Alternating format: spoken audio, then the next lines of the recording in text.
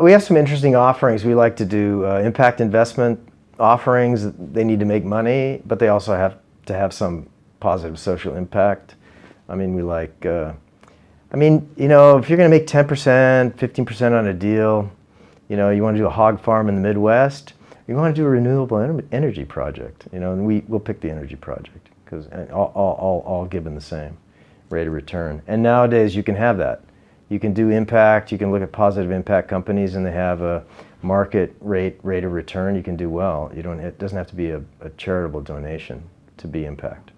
So that's what's cool about that. And one of the companies that we have that I like in particular, some of it is because I've sailed around the South Pacific and it's a Fijian company. And the Fijian people in the South Pacific, the subset of South Pacific people they're very cool and very funny and happy. And the subset of the Fijian people in the South, they're the most happy and the most fun people to be around. So it's a cool project because they're, it's a local, helps the local villages. So it's a beverage company, 480 Holdings, and they produce Fijian water, right, just like the other Fiji water guys. But they have a different approach because they spent years and about $7 million securing their aquifer and working with the government to come up with a program to support the local villages there. And so now they have a preserve that preserves thousands of acres of watershed. They've got a sustainable aquifer with hundreds of years of water in it. And they've got the local villages. They've done a deal with the Fijian government in perpetuity for a percentage of top line revenue that supports local villages, medical care, and development like that. So they've got that all baked now. And they spent about $7 million doing that. And so we're on a $15 million raise in order to secure their $100 million development loan for the bottling plant, which will have solar power on it. And then they've also assembled a top team in beverage distribution for Asia and Europe and things of that nature. So it's a neat company. It's just one of those companies. It's in a sector that is a growth sector. Easy exit with a high multiple because a lot of beverage companies are looking for brands because the traditional beverages are declining, but specialty beverages like water are doing really well. So this is they want to get off the ground now, get their plant build their brand, and then they'll have an exit from a Pepsi or a Coke or somebody like that. So I like that deal. It's a classic deal. It's a renewable resource, right? The water evaporates off the ocean and rains on their watershed, goes into their aquifer, and they pump it out and sell it. And then the next day, the same thing happens again. And then also, they've got a 99-year arrangement with the Fijian government to support the local community with top-line revenue. So even that, and the Fijian government is using that now as a model for further development. So that's not only they have something that's going to be economically successful, I think, but also I think they're laying out some good models for developing countries to follow.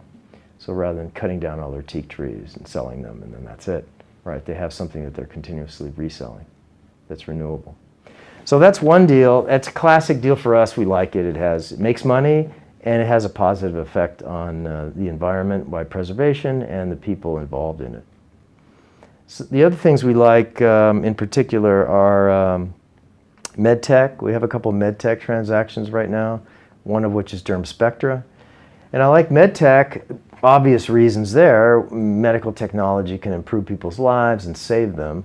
This company, DermSpectra in particular, has they use high-resolution photography to detect skin cancer, and then they use mapping from the military-industrial complex for ground mapping to map skin.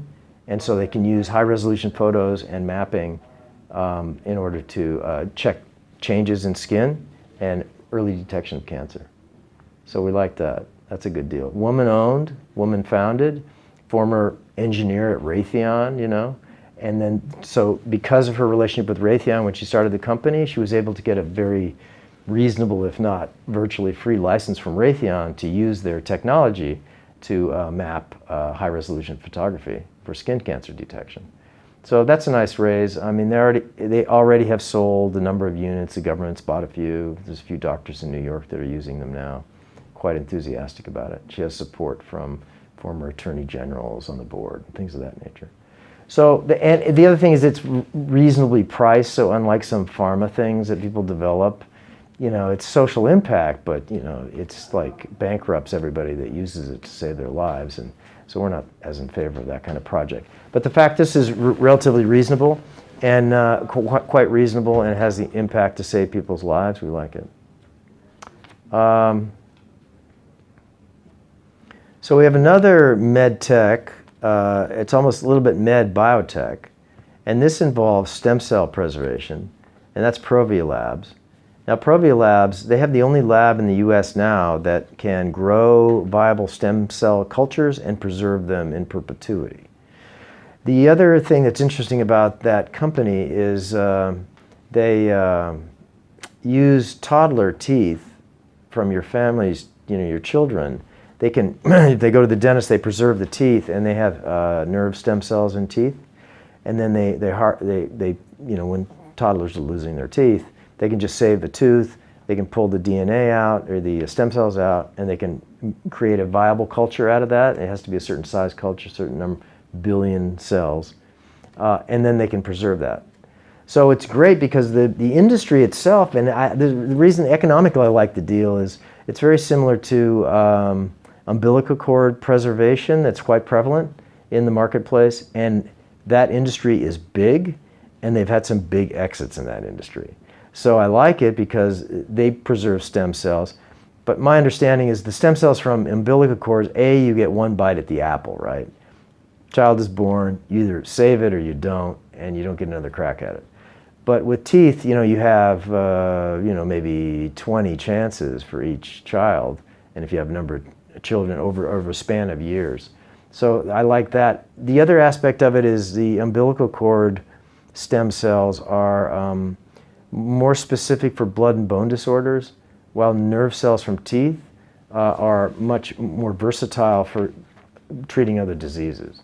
And we're just at the beginning of stem cell treatments, you're probably aware of, for different diseases. So it's good to bank some DNA-relevant stem cells.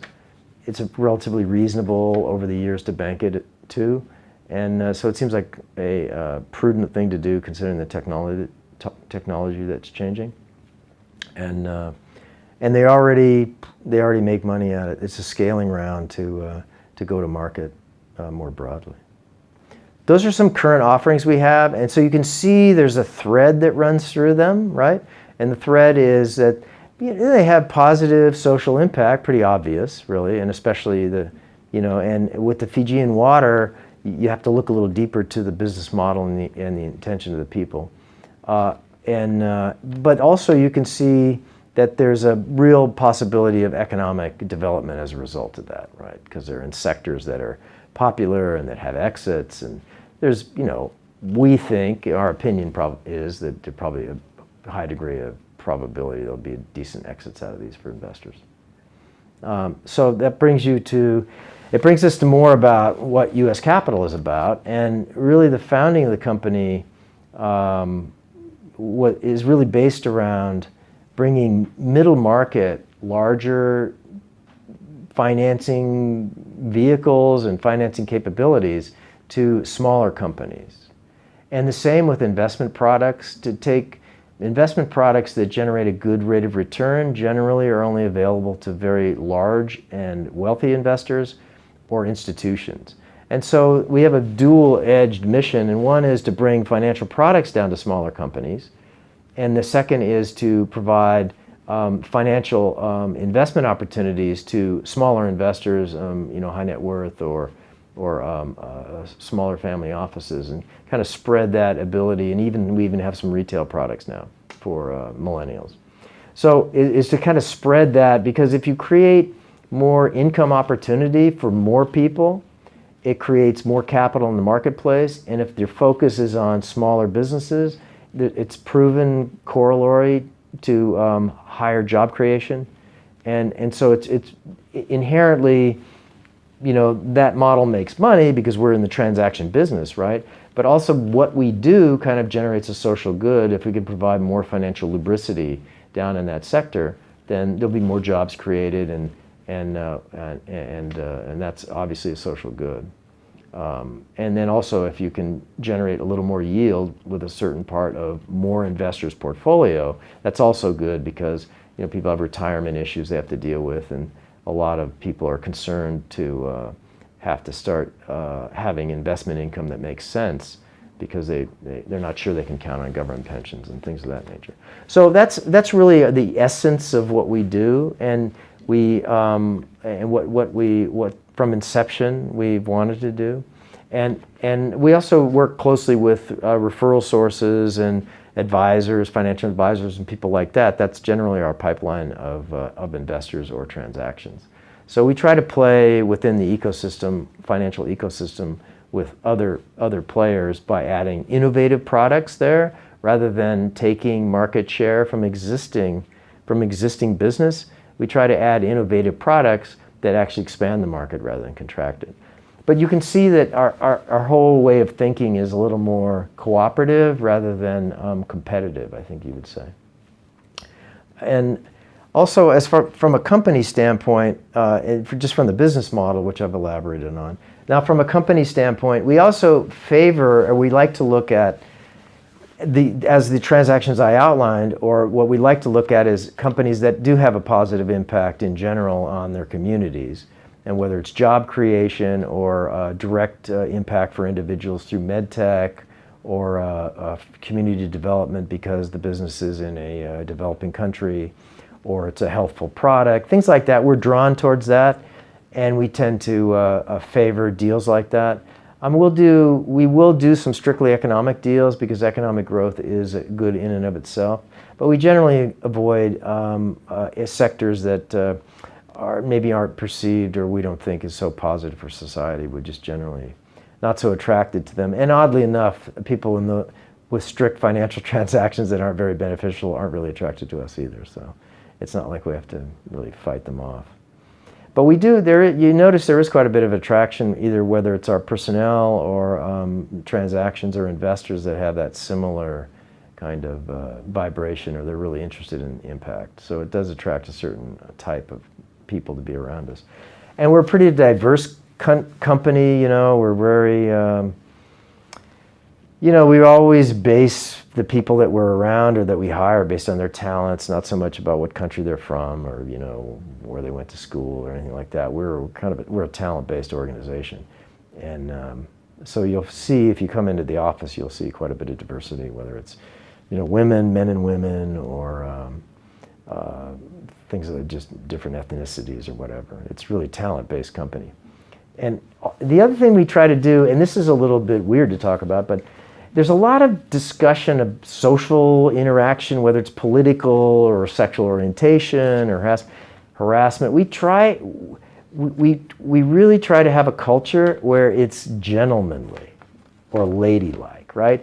Because if people, they try to set, when you're a little lost ethically, you have to set a lot of rules and things like that. And we say, well, we try not to hurt people's feelings.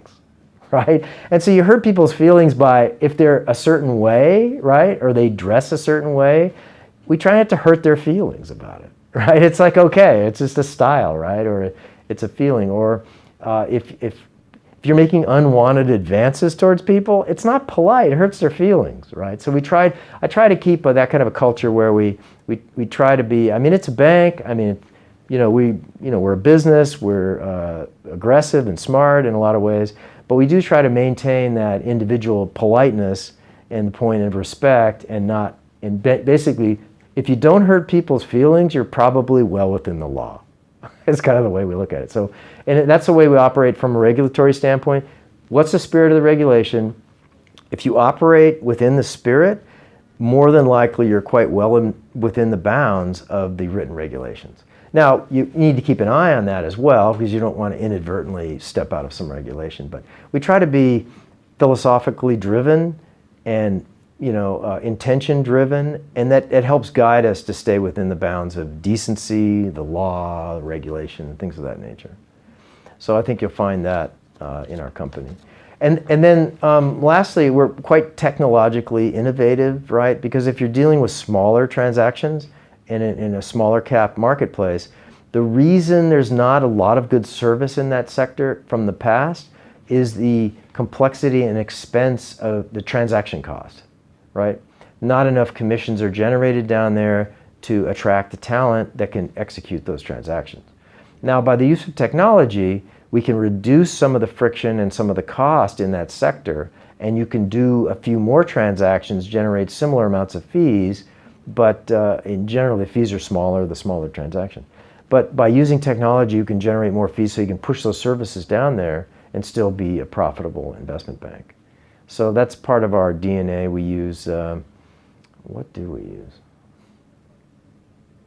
We use a lot of digital marketing and big data analysis of our database, things of that nature. We use investment platforms. There's some innovative regulations that have come out about advertising offerings and things like that. Very few people use those.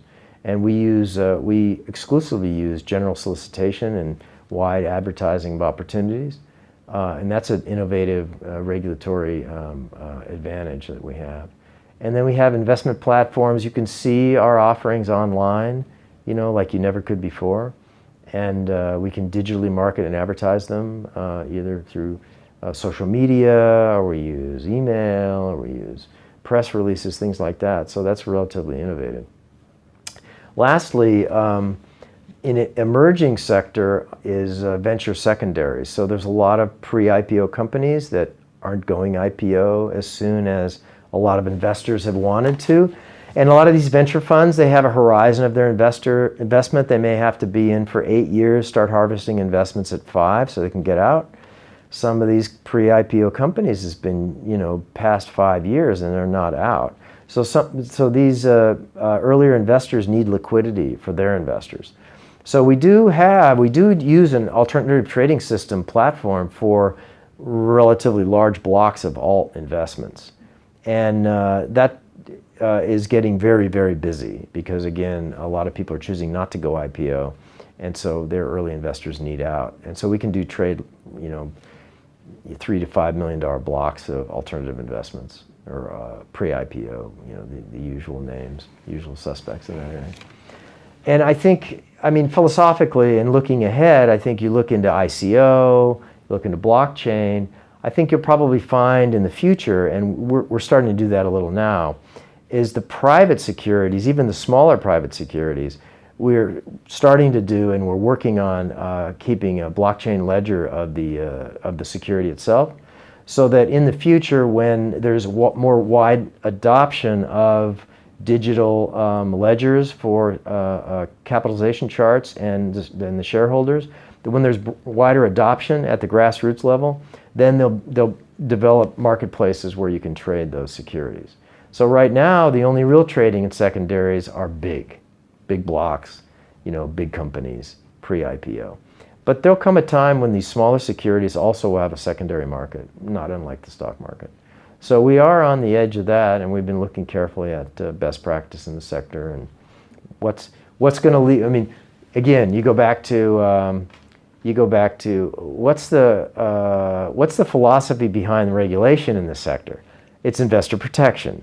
So you really have to think, if you're going to use a system like that, at first it might look like a free-for-all, unregulated world, but we're really looking at it like, well, how is it going to be regulated? Let's make sure we set up our practices that are going to meet the inevitable regulation that happens in the sector, rather than cowboy it outside the norms. Because things like that, when it affects consumers, when it affects investors, things of that nature, the regulators are tasked to protect them, and they will make all their regulations around that kind of protection. So it'll be relatively conventional in the protections.